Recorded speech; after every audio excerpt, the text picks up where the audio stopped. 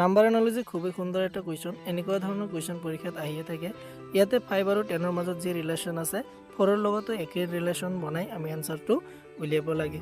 যদি আমি 5ৰ লগত 2 পূৰণ কৰি দিওঁ তেনেহ'লে আমি পাই যাম 10। 4ৰ লগত যদি আমি 2 পূৰণ কৰি দিওঁ তেনেহ'লে আমি পাই যাম 8। কিন্তু 8 এটা অপশ্যনতো নাই, মানে এইটো পেটাৰ্ণ ফ'ল' নকৰিব। আমি অন্য ধৰণে চাব লাগিব। 5ৰ যদি আমি কিউব কৰি দিওঁ তেনেহ'লে আমি পাই যাম 125।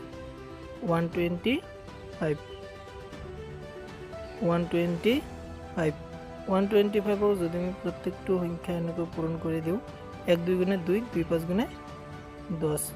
ঠিক তেনেদৰে যদি আমি 4ৰ কিউব কৰি দিওঁ 4 কিউব কিমান হৈ যাব 64।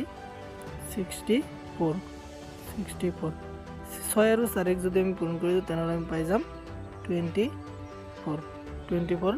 Option B is the correct answer.